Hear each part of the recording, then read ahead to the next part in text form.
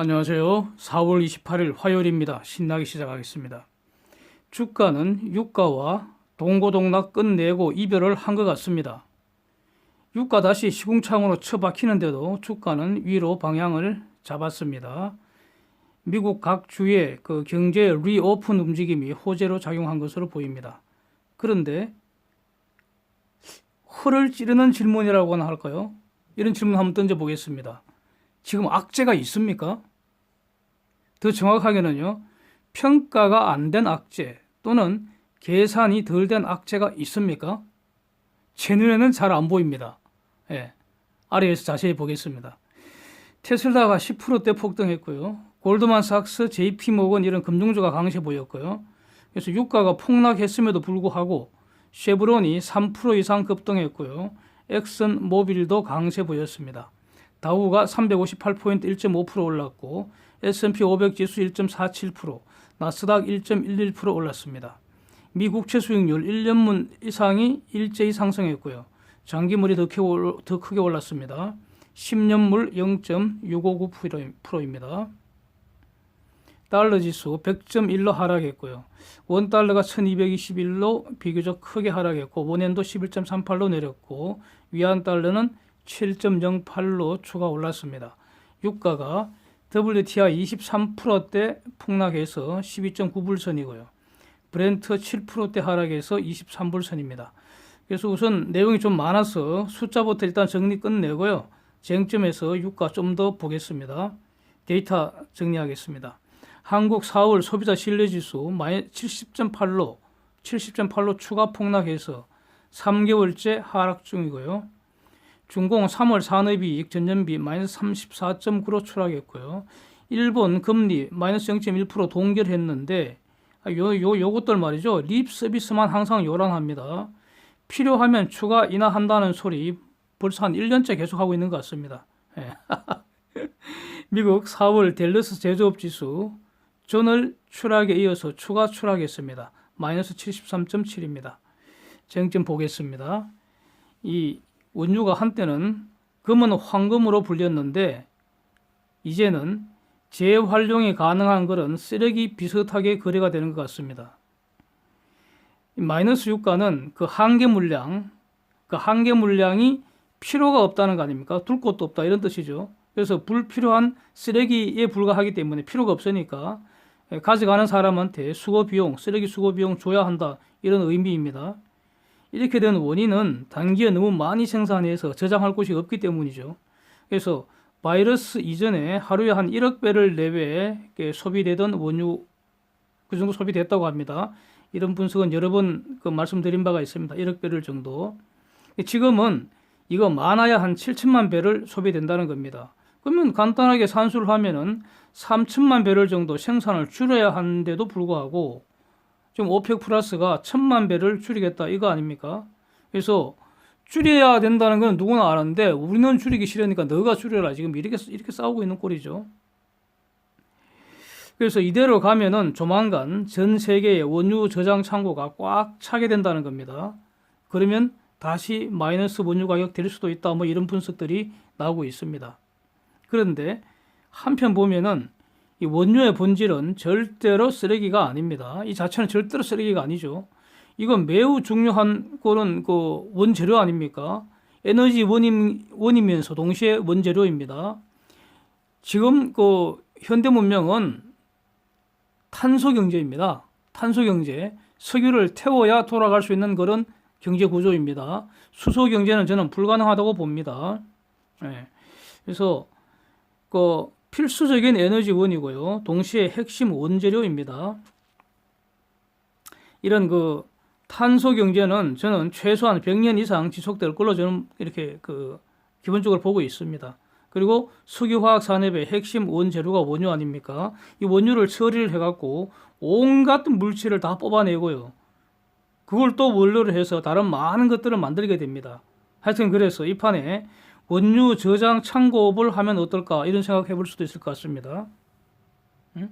또는 기본적으로 원유 소비국들이 전 세계적으로 저장 창고 정설 투자 일어날까 이런 생각도 해볼 수는 있습니다. 그런데 결론적으로 이거 시스템 전체적으로 낭비라고 생각합니다. 기본적으로 지금은 석유가 고갈된다 뭐 이런 개념이 아니라 예?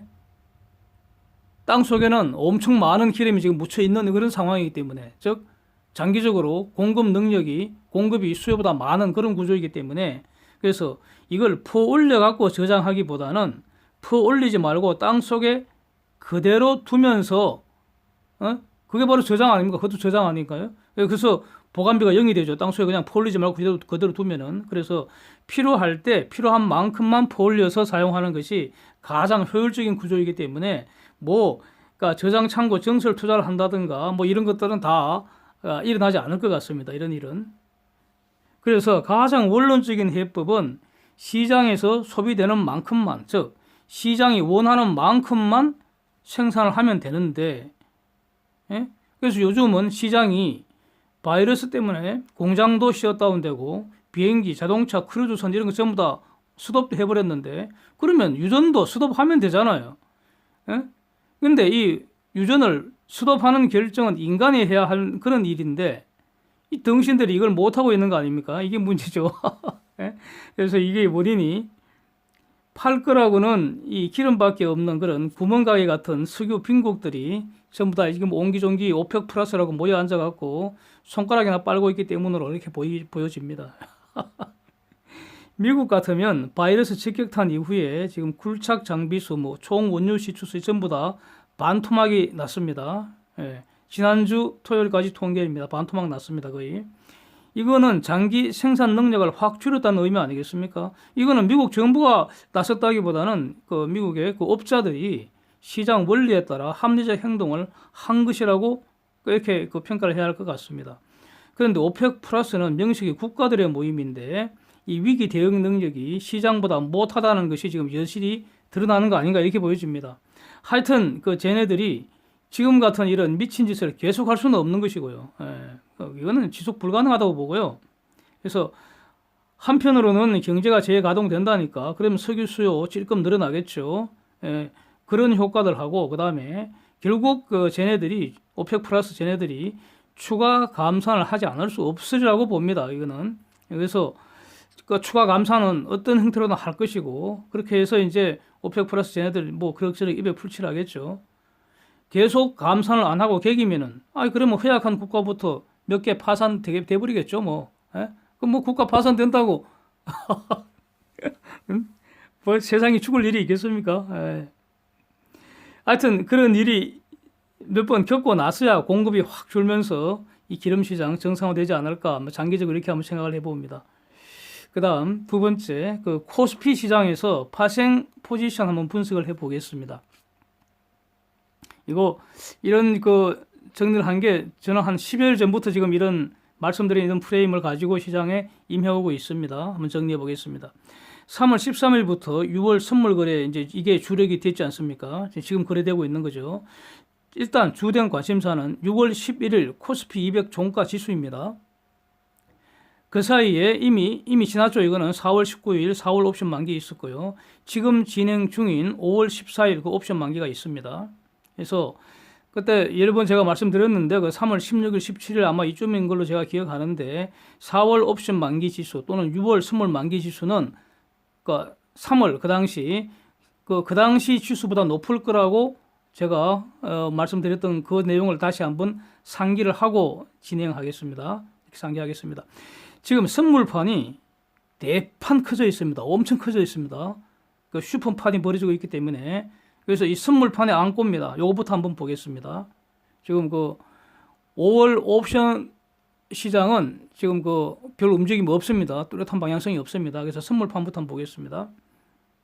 4월 옵션 그 만기 당시에 그 선물 포지션 보면은 외국인이 순매수 3.2조입니다. 3조 2천억 순매수 상태고, 개인이 1조 2천억 순매도였고요. 기관들이 1조 8천억 순매도였습니다.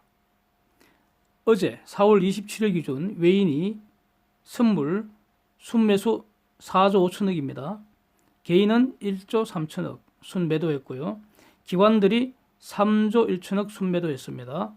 자, 지금 선물판에서는 외인하고 기관이 지금 대판 붙고 있습니다. 예. 외인이 판돈을 키우는데 기관들이 지금 등신같이 끌려 들어가고 있습니다. 계약수로 보면은요, 4월 만기 때 계약수가 외인들 대략 한 6만 2천 계약 정도 이렇게 제가 추산하고 있는데 지금 8만 4천 계약이니까 만기 이후 4월 만기 이후 순매수 계약수 2만 2천 계약 이상 추가로 순매수했습니다. 외인들이 이 판을 포커판에서 판돈을 키우는데 주로 등신기관들이 콜 하면서 따라 들어갔습니다. 예, 뒤지게 생겼습니다. 왜 뒤지게 되는지 한번 보겠습니다. 지금 선물 지수가 254이지 않습니까? 이거 저점이 3월 당시 저점이 195 정도였죠. 그래서 간단하게 계산하면은 외인들이 계약당 대략 한 40포인트, 40포인트면 1000만 원 평가 이익 아닙니까? 이거 나는 계약수를 4월 10일 기준으로 한 6만 계약 정도를 저는 추정을 합니다. 그러면은 평가 이익이 6천억입니다. 6천억. 자, 이 6천억 평가 이익인데 지금은 이보다 더 커져 있겠죠. 판이 더 커졌으니까 크고 올라 있기 때문에 이거 평가 이익이라는 거는 그림의 떡이죠. 이걸 실현을 시켜야 되지 않습니까? 그래야지 내 통장에 쏙 들어오죠. 실현시키는 방법, 전략은 기본적으로 세 가지입니다. 업 시킬 거냐, 플랫하게 할 거냐, 다운 시킬 거냐. 지금 외인 입장에서는 업, 플랫, 다운, 지수 다운 시킬 수도 이익 실현할 수 있습니다. 세 가지 방법이 다 가능합니다. 근데 어느 것이 좋은지 하나하나 그냥 정리 한번 해보겠습니다. 다운 전략을 구사하는 경우, 즉 지수 하락시키면서 이거 뭡니까? 외인들이 지금 갖고 있는 선물 팔아버리는 거죠. 팔면 지수 내리지 않겠습니까? 그러면서 이익 실현됩니다. 외인들은. 그런데 이렇게 지수 하락하면서 이익을 실현하게 되면은 푼돈 벌게 되는 거죠. 비용만 발생하고요. 그래도 거래 비용도 발생하고 푼돈 벌게 됩니다. 6천억 다 실현시킬 수 없습니다. 지수 내려가면은 평가 이익도 줄어드니까요. 또 이렇게 해주면은 기관하고 개인들은 엄청 감사하겠죠. 지금 물려 있는데 뒤지기 직전인데, 그래서 이제 환매수 하면서 찔끔 손해 보거나, 아니면 뭐 이렇게 되겠죠. 그리고 죽지 않고 살아날 수 있게 됩니다. 모두 살아남을 수 있는 방법입니다. 그런데 이게 뭡니까 이거? 정말로 외인들이 이런 플레이를 한다면은 그건 등신 외인이 되는 겁니다. 전쟁을 시작을 했으면 끝장을 봐야죠. 상대가 죽어야 끝이 나는 거지. 죽는 게 뭡니까? 손절하고 떠나거나 만기에 왕창 올려버리는 거죠. 확실히 이제 그 초상 치르는 거죠. 만기에. 그래서 이런 다운 전략은 가장 멍청한 전략이기 때문에 이 똑똑한 외인들이 이런 전략을 사용할 가능성 매우 낮다고 봅니다. 외인들이 만약에 다운 전략을 쓴다면은 눈물을 머금고 그 전략을 쓸 수밖에 없는 사정이 있어야 하는데 지금 그런 사정은 보이지 않습니다. 뒤에서 봅니다. 플랫하게 해버리는 거, 즉 지금 상태에서 성 지키기만 한다는 겁니다. 이대로 만기 지수가 되도록 지수 관리해버리는 거죠. 그러면 6천원 그대로 굳힙니다. 거래 비용도 발생하지 않고요. 손실은 기관과 개인이 수량비로 배분될 겁니다. 지수가 플랫하게 된다는 플랫 전략이라는 것은 옆으로 긴다는 거 아닙니까? 오르면 팔고 내리면 사고 오르락 내리락 하지만 결국 종가 지수가 지금과 비슷하게 되는 거. 이게 우수한 전략은 아니라고 봅니다. 나 그냥 평균 값은 하겠죠. 6천억 굳힐 수 있으니까. 업 전략을 보겠습니다. 외인들이 선물을 만약에 꾸준하게 적정하게 추가로 매수해버리면 어떻게 됩니까? 지수 올라가겠죠. 왜냐하면 지금 상황에서는요. 선물판에서는 칼 자루를 외인이 쥐고 있습니다. 평가 이익이 쌓여 있기 때문에. 특히 이 등신 기관들은 모든 기관이 지금 물려 있는 게 아니라 지금 저 선물 포지션에 매도 포지션을 갖고 있는 등신 기관들은 완전히 코에 딱 꿰어 있죠. 꼼짝도 못 합니다. 올라가면은 선물 이 파생은 일일 정산을 하잖아요. 항상 현금을 추가로 태워야 합니다. 마진콜이죠. 그러니까 지금 그 기관들은 물려 있는 등신 기관들은 기본적으로 주식을 사기도 힘듭니다. 과거에 찔끔 사놓은 그 주식 팔아서 메꿔야 됩니다. 그래서 칼 자루를 외인들이 쥐고 있기 때문에 선물 사면 오릅니다. 이거는. 예. 지금 6월 그 파는 그렇다는 겁니다. 그래서 꾸준하게 적정하게 계속 물량을 늘려버린다는 거죠. 지금부터. 그렇게 되면 어떻게 됩니까? 기존의 이익은 더 커지고요. 어제 산 것도 오늘 이익이 되어버리고요. 내일 또 사면은 오늘 산 것도 내일 이익이 되잖아요. 예? 가령 40% 더 올라버리면은 4월 만기 시 그 물량에서만 이익이 1조 2천억이 됩니다. 그 과정에서 추가 매수한 물량에서도 이익이 쌓이니까 수조 원의 이익이 가능합니다. 예? 완전히 등신기관들 출소상 나는 거죠. 그래야지 게임이 재미있잖아요. 이래야지 게임이 제대로 되는 거 아닙니까? 그래서 이렇게 하면은 업 전략을 쓰면은 정말 외인다운 그런 우수한 전략입니다. 자, 여기서 이제 핵심은 이거겠죠. 외인에게 업 전략을 실현할 수단이 있는가입니다. 저는 있다고 봅니다. 무슨 말이죠? 투자 환경을 보겠습니다. 투자 환경. 결론적으로 투자 환경은 상승 전략에 우호적입니다. 그래서 상승하는 전략, 업 전략을 썼을 때 적군보다는 우군이 더 많다는 의미입니다. 이거 바로 외인 포지션의 유리한 환경입니다. 자, 저 세 번에서 보면 말이죠. 지금 6월 만기까지 시장에 추가 악재 없는 것으로 저는 평가합니다. 바이러스 2차 대유행 가능성, 이 말이 자꾸 나오는데 말이죠. 이거는 그러니까 방역 전문가들이 말하는 건 저는 경청합니다. 그 방역 전문가들이 하는 말은 항상 경청을 합니다. 그러니까 그걸 전제로 판단을 합니다. 그런데 그걸 전제로 투자 전문가들이 하는 말은 좀 저는 약간 디스카운트 합니다. 저는 제 나름대로 판단합니다. 자, 그런데 하여튼 이 가능성은 빨라야 가을의 이야기입니다. 이거는 9월이 지나고 나서 그때 상황 보고 고민을 해도 늦지 않습니다. 지금 이거 고민할 거 아닙니다. 우리는 지금 6월 만기에 포인트 맞춰야 합니다. 그래서 바이러스 문제는 현재 상황은 말이죠. not out of control. 통제할 수 없는 게 아니고요. but under control. 통제되고 있다는 겁니다. 수그러 든다고 보는 것이 합리적입니다. 지금 쟁점은 뭡니까? 바이러스 걱정합니까? 그거 아닙니다. 셧다운이 완화되고요. 멈춘 경제 다시 돌리는 게 쟁점입니다. 세계에서 가장 심각한 도시가 지금 뉴욕 아닙니까? 뉴욕이 얼마나 심각하냐? 지금 100만 명당 환자 발생 수, 이게 환자 밀도라고 얘기를 할 때 스페인이 1등입니다. 현재는 4,532명입니다. 이거 제가 매일 업데이트해서 얘기하니까 이게 정확한 겁니다. 근데 뉴욕은 말이죠. 도시니까 100만 명당 15,184명입니다. 엄청납니다. 이거 입이 쫙 벌어지죠. 이 정도로 심각했습니다. 뉴욕이. 예? 그런데 그 뉴욕 주지사가 이런 말을 하고 있죠. 지금 14일 연속 입원 환자 수 감소하고 있고 사망률은 한 달 내 최저다. 즉 정점은 지났고 개선되고 있다. 이거 벌써 이런 말 제가 소개드린 지가 일주일 넘었죠. 한 달을 지난 것 같은데 계속 이 말이 유효하다는 겁니다. 그래서 지금 뉴욕을 리오픈하기 위해서 뉴욕 경제 리오픈하기 위해서 페이스 1, 2로 나누었다는 거 아닙니까? 페이스 1에서는 건설과 제조업부터 다시 돌리고 이제 페이스 2로 넘어가기 위해서는 일단은 재가동하더라도 사회적 거리 유지하고 개인 보호 장비 이런 거 다 갖추도록 하고 이런 가운데에서 리오픈하는 플랜을 지금 세우겠다 이겁니다. 이렇게 발표를 했습니다.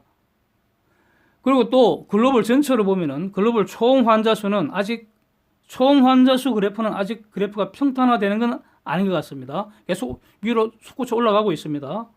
예? 그러나 이 지난주 지나면서 매일 증가 속도는 줄고 있습니다.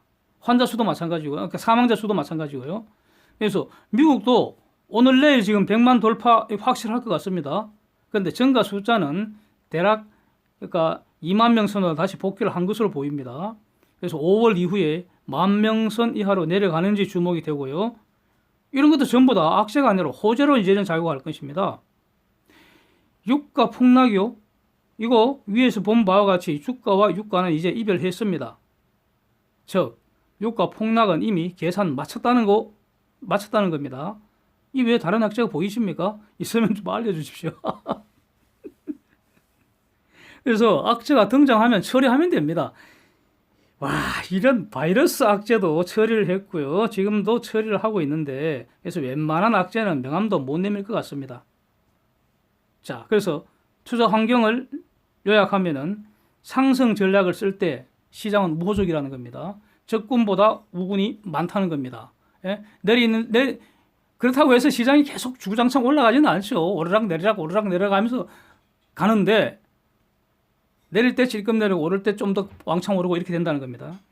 이런 말씀 이미 말씀드렸죠, 제가. 예, 이번 말씀 제 입에서 이 시간에 이런 말 나온 지가 몇 번 됐습니다. 네. 자, 두 번째, 돈이 넘칩니다, 지금. 바로 유동성 장세입니다. 최로 금리에 무제한 달러 공급하고 있습니다. 무제한 유동성 공급, 유동성은 달러입니다. 국제시장에서 유동성은 달러뿐입니다. 돈은 달러뿐입니다. 엔과 유로도 돈 아니라고 저는 계속 말씀드리고 있습니다. 예. 엔과 유로가 어느 정도 가치가 있는 것은 그것이 안정된 비율로 돈인 달러와 바꿀 수 있기 때문입니다. 예. 원화도 마찬가지고요. 그런데 최로 금리에 무제한 달러 공급 지금 하고 있습니다. 다시 말하면 외인들 입장에서는 달러를 동원해서 선물을 추가 위로 올리는데 드는 비용이 그렇게 많이 안 든다는 겁니다. 자, 세 번째, 비밀병기가 있습니다. 비밀병기. 예, 등신기관들 오줌 싸게 생겼습니다, 이제. 예. 바로 현물 매도 금액입니다. 예. 이게 무서운 병기입니다, 이거. 확인 사살할 수 있습니다. 2월 10일 이후에, 이때 2월 10일로 잡은 거는 아마 이때부터 본격적으로 그 매도 플레이를 한 것 같습니다. 이때는 아주 공격적으로 매도를 했죠. 이때는 공격적으로, 주도적으로 매도를 했습니다. 그 이후에 어제까지 순 매도 금액이 21조입니다. 21조 대략. 3월 12일 이후에만 12조 매도를 했습니다. 근데 이 돈 다 빼갔나요? 지금 상당 부분이 한국 채권 시장에서 대기 자금으로 몰려 있습니다. 채권 사놨다는 건 기본적으로 대기 자금이죠. 채권 샀으면 지금 이익도 조금 삘끔 나 있을 거 아닙니까? 예? 팔면 바로 현금이죠, 뭐. 자, 그래서 4월 이후에 3월에서는 2월, 3월 이때는 외인들이 공격적으로 매도를 했다면 4월 들어서는 아주 소극적인 플레이를 하고 있죠. 현물에서는. 주로 4월 이후 현물 시장에서는 개인하고 기관이 치고받으면서 싸움질을 하고 있습니다. 그냥 외인들은 그냥 보고만 있습니다. 어제는 외인 거래 비중이 1% 불과했습니다. 현물 시장에서. 예, 물론 순매수는 좀 했지만 매도를 하더라도 그냥 소극적으로. 공격적인 매도가 아니고요. 이거 전혀 다릅니다. 공격적인 매도를 하다가 소극적으로 임했다는 것은 그만큼 그러니까 현물 시장에서 외인들 매도는 무시해도 된다는 뜻이죠. 자, 4월 들어서는 그랬습니다. 저는 그렇게 봅니다. 예. 자, 그래서 조만간 만약에 현물 시장에서 외인들 순매수 1조 이상 확 당겨버릴 수 있을지 지금 매우 주목됩니다. 이거 전혀 별로 이상하지 않습니다. 이거 현물 1조 이상 한두 번만 당겨버리면 선물 10% 올라가는 거 간단하잖아요. 예. 그래서 기본적으로 지금 이후로는 언제든지 외인들이 다시 현물 주도권을 잡을 수 있다고 봅니다. 그래서 초반부터 그러니까 언제입니까 그게 3월 그 중반부터 그러니까 3월 그 새로운 그 시작되면서부터 제가 여러 번 그런 말씀 드렸습니다. 현물에서 외인들이 판값에 도로 사게만 해도 파생해서 엄청난 이익이 남는다고. 지금 그런 상황이 계속되고 있습니다. 그래서 지금 이후로는 언제든지 현물 시장에서도 외인들이 다시 주도권 잡을 수 있고요. 그것은 매도 플레이가 아니라 매수 플레이가 될 가능성이 매우 높다는 거죠. 자, 5월 옵션 시장 간단히 정리해 보겠습니다. 아직은 방향성이 없는 것 같습니다. 지난주까지 지수는 옆으로 기었지 않습니까? 그래서 3월과 비교할 때 아직은 규모 적고 외인들 뚜렷한 방향성이 없는 것 같습니다. 방향성이 없다고 해서 여기서 뭐 손해보고 그런 건 아닙니다. 뭐 이런 상황에서는 옆으로 기는 상황에서는 양 매수건, 양 매도건 플레이 그 테크닉에 따라서 양 매수도 이익을 낼 수 있고요. 양 매도도 이익을 낼 수 있습니다. 이때는. 그리고 규모가 적어서요. 다 푼돈이고요. 예, 먹어봤자 푼돈이고 잃어봤자 푼돈이고 그거는 대세 지장이 없습니다. 지금은 그런 것 같습니다. 그 다음에 이렇게 된 거는 지난주까지 이런 모습을 보였던 거는 올 그 옵션 기간이 보통 다른 달보다도 일주일 정도 더 길었죠. 이번엔 5주였지 않습니까? 예, 다른 달은 보통 4주죠, 4주. 일주일 정도 더 길었다는 점도 있었고요. 그 다음에 아직은 지금 그 초반에 그 옵션, 5월 옵션 시장에서는 판 자체를 키우지를 않았습니다. 분석이 별로 의미가 없을 것 같습니다. 그러나 지금 이후 언제든지 발톱을 드러낼 수 있다고 봅니다. 주시해야겠죠. 예, 외인들의 발톱 무섭죠. 예. 이 정도로 한번 정리를 해보겠습니다. 대략 한 10일 전부터 제가 이런 프레임으로 시장을 관찰을 해오고 있는데 계속 이 내용 한번 올려볼까 하다가 고민하다가 이번에 뭐 올리게 됐습니다. 근데 뭐 아직까지는 이런 프레임이 대체로 그 적절하게 맞는 것 같습니다. 예. 이상입니다. 오늘도 함께 해주셔서 감사드립니다.